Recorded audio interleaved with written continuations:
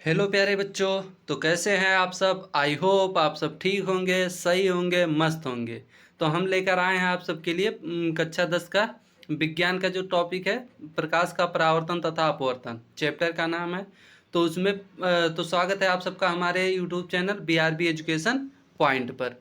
तो जिन बच्चों ने अभी तक लाइक सब्सक्राइब नहीं किया है वो जाके लाइक सब्सक्राइब कर दे, और हाँ, बेल आइकन को दबाना ना भूलें।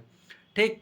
तो पहला टॉपिक क्या हमारा, प्रकाश। प्रकाश क्या होता है? प्रकाश वह ऊर्जा है जिसके द्वारा हम किसी वस्तुओं को देख सकते हैं। प्रकाश क्या है? वह ऊर्जा है। प्रकाश वह ऊर्जा है जिसके द्वारा हम किसी भी वस्तुओं को देख सकते हैं। जैसे अगर प्रकाश किसी भी वस्तु पे पड़ता है तो वस्तु से उसका प्रकाश का ऊर्जा क्या होता है, रिफ्लेक्ट होकर हमारे आंखों तक पड़ता है। तो जिसके कारण हमें क्या होती है, वस्तुएं दिखाई देने लगती है। अगला हेडिंग हमारा क्या है, प्रकाश के गुण। प्रकाश के गुण में क्या करना है, प्रकाश के गुण में देखो सबसे पहला पॉइंट क्या है, प्रकाश जो होती है एक सीधी या सरल रेखाओं में गति करती है। तो प्रकाश जो होता है ये सीधी रेखा में गति करता है। सीधी रेखा बोले तो, सीधी रेखा मतलब क्या होता है बच्चों, एक सरल रेखा या सीधा मार्ग। टार्च मान लो कोई बैटरी है, अगर हम टार्च जला रहे हैं तो कैसे रोशनी जाता है उसका, एकदम सीधे जाता है, ना कि घूमते हुए। ठीक। तो एक सीधी रेखा में गति करता है। दूसरा पॉइंट हमारा क्या है, प्रकाश अपारदर्शी वस्तुओं की तीक्ष्ण छाया बनाती है। प्रकाश क्या करती है, अपारदर्शी वस्तुओं की तीक्ष्ण छाया बनाती है। तो सबसे पहले क्वेश्चन यहाँ पे है कि अपारदर्शी होता क्या है। अपारदर्शी, अपारदर्शी के नाम में ही छिपा हुआ है जिसको आर पार देखा ना जा सके। अपारदर्शी मतलब जिसे आर पार ना किया जा सके, दर्शी मतलब देखा, तो जिसे आर पार ना देखा जा सके। जैसे लकड़ी हो गया, दीवाल हो गया। ठीक। तो लकड़ी दीवार ये क्या है, अपारदर्शी। अब पारदर्शी की अगर बात कर लें, पारदर्शी क्या हो, जिसके आर पार देखा जा सके। जैसे कांच का गिलास हो गया, फिर शीशा हो गया। तो आर पार इसके क्या होता है, देखा जा सकता है। ठीक। तो अब अगला पॉइंट हमारा क्या है, और हाँ, अपारदर्शी वस्तुओं की तीक्ष्ण छाया बनाती है। मतलब इसका क्या हो जाएगा कि अगर किसी भी अपारदर्शी वस्तु पे अगर प्रकाश पड़ता है, किसी भी अपारदर्शी वस्तु पे अगर प्रकाश पड़ता है तो उसका छाया कैसा बनेगा, तिरछा बनता है। जैसे सूर्य का प्रकाश अगर हम सबके ऊपर पड़ता है तो हम सबका छाया सीधा बनता है, नहीं, तिरछा बनता है। ठीक। अगला पॉइंट हमारा क्या है, प्रकाश की चाल निर्वात में सबसे अधिक होती है। निर्वात मतलब क्या होता है, यहाँ पे लिख तो उठा है, प्रकाश की चाल निर्वात, निर्वात में सबसे अधिक होती है। तो निर्वात क्या होता है बच्चों,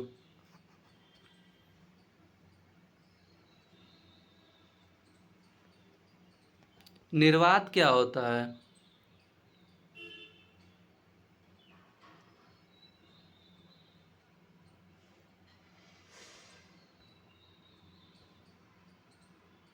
निर्वात का मतलब क्या होता है, जहाँ पे हवा ना हो। निर मतलब नहीं, वात मतलब हवा। तो जहाँ पे हवा ना हो, तो अगर जहाँ पे हवा नहीं रहेगी वहाँ पे प्रकाश की चाल क्या होती है, सबसे अधिक होती है। और प्रकाश का चाल होता कितना है, 3 × 10⁻8 मीटर पर सेकेंड। कितना होता है, 3 × 10⁻8 मीटर पर सेकेंड। ये मान भूलना मत, क्योंकि जो फिजिक्स है इसमें सवाल लगाने में बहुत फायदेमंद होता है। ठीक। चौथा पॉइंट हमारा क्या है, जो प्रकाश विद्युत चुंबकीय तरंग है। क्या है, प्रकाश विद्युत चुंबकीय तरंग है। विद्युत चुंबकीय तरंग होने के कारण क्या होता है, संचरण के लिए माध्यम की आवश्यकता नहीं होती। संचरण के लिए माध्यम की आवश्यकता नहीं होती मतलब क्या हो जाएगा, संचरण मतलब क्या होता है, संचरण यानी कि चलने फिरने की गति जिसे कहते हैं। क्या कहते हैं, गति कहते हैं। तो विद्युत चुंबकीय तरंग है जिसके कारण क्या होता है, संचरण करने के लिए कोई भी माध्यम की आवश्यकता नहीं होती है। ठीक। अगला पॉइंट हमारा क्या है, अगला हेडिंग प्रकाश का परावर्तन। अब देखो आगे हमारा प्रकाश का परावर्तन यानी कि रिफ्लेक्शन ऑफ लाइट। क्या हो जाएगा, रिफ्लेक्शन ऑफ लाइट। तो इसमें इसका डिफिनीशन क्या हो जाएगा, जब प्रकाश की किरण या सूर्य की किरण, ठीक, जब प्रकाश की किरण किसी पालिशदार या चिकने तल पर पड़ती है या गिरती है तो वह अपने मार्ग से विचलित या परिवर्तित हो जाती है। क्या होती है, जब प्रकाश की किरण किसी पालिशदार व चिकने तल पर पड़ती है तो वह अपने मार्ग से विचलित हो जाती है। इस घटना को प्रकाश का परावर्तन कहते हैं। कैसे, फिर से सुन लो, जब प्रकाश की किरण किसी पालिशदार या चिकने तल पर पड़ती है तो वह अपने मार्ग से परिवर्तित या विचलित हो जाती है। इस घटना को प्रकाश का परावर्तन कहते हैं। अब प्रकाश के परावर्तन के दो नियम है बच्चों। पहला नियम क्या है हमारा कि देखो यहाँ पे चित्र पहले इसका देख लो, ठीक, अभी और समझ में आ जाएगा। तो प्रकाश का परावर्तन का दो नियम इसी चित्र पे आधारित है, या डिफिनीशन ही देख लो पहले कि देखो सूर्य का प्रकाश यहाँ है, आपतित किरण मान लो,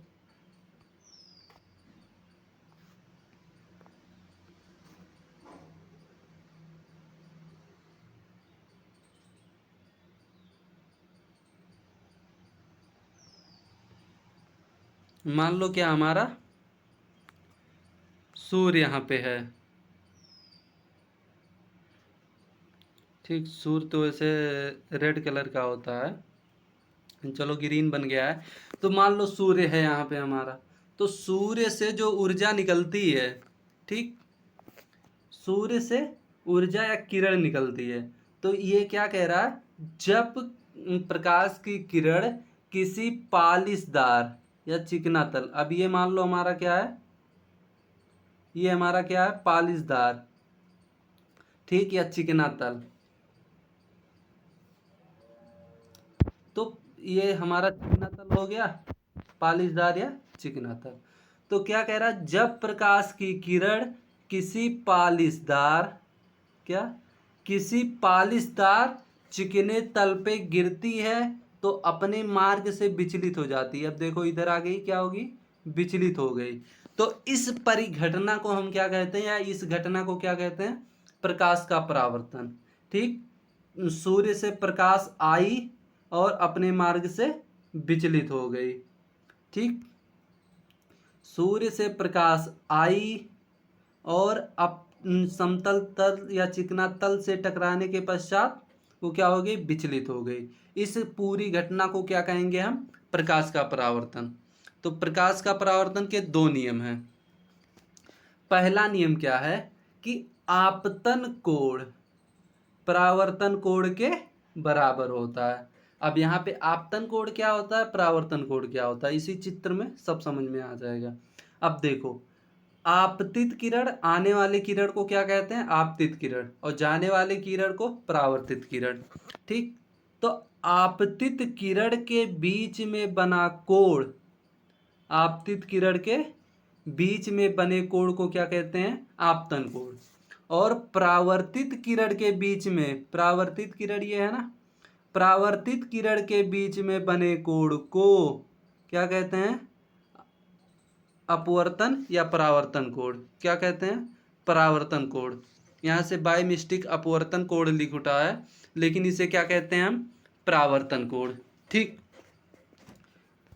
अब आगे क्या है हमारा, अच्छा पहला नियम क्या है, आपतन कोण परावर्तन कोण के बराबर होता है। यहाँ पे गलती से अपवर्तन कोण हो गया तो इसके लिए हम क्षमा चाहते हैं, लेकिन यहाँ पे क्या रहेगा, परावर्तन कोण। पहला नियम क्या कहता है, आपतन कोण परावर्तन कोण के बराबर होता है। दूसरा नियम क्या है, आपतित किरण, आपतित किरण, आने वाली किरण, ये देखो, आपतित किरण, परावर्तित किरण,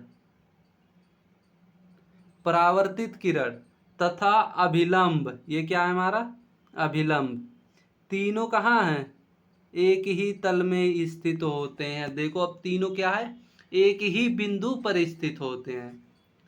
यही हमारा दोनों नियम हो गया। पहला नियम क्या है, आपतन कोण परावर्तन कोण के बराबर होता है।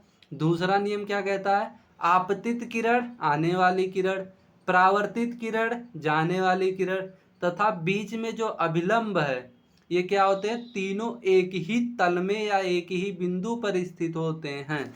यही हमारा क्या है, दूसरा नियम। ठीक, अब अगला हेडिंग हमारा क्या है, प्रतिबिंब। अब प्रतिबिंब किसे कहते हैं, प्रतिबिंब को इंग्लिश में क्या कहते हैं, इमेज। इमेज अब किसे कहते हैं बच्चों, तो वह बिंदु जिस पर प्रकाश की किरण दर्पण से टकराने के बाद मिलती है या मिलती हुई प्रतीत होती है, प्रतिबिंब कहलाता है।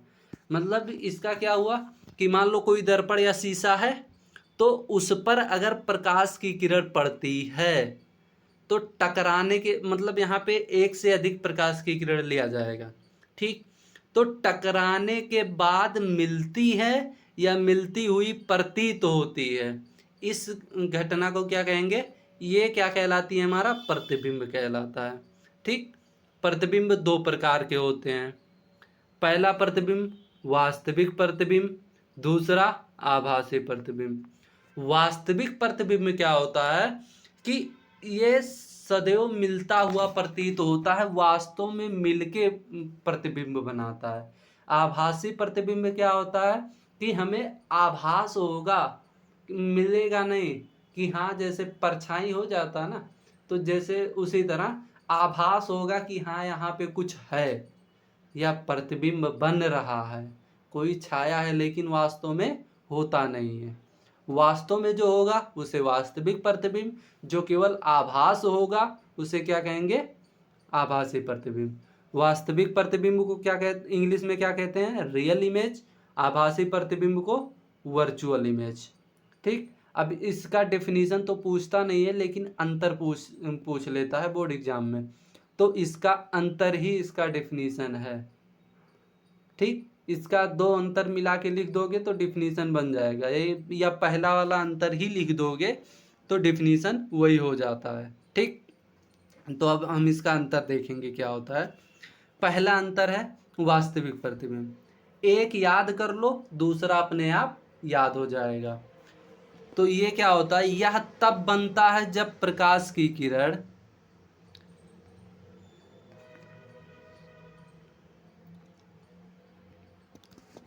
यह तब बनता है जब प्रकाश की किरणें वास्तव में मिलती हैं।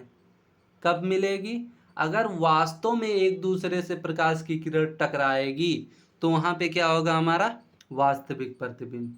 अब देखो इसी का सेम उल्टा, यह तब बनता है जब प्रकाश की किरणें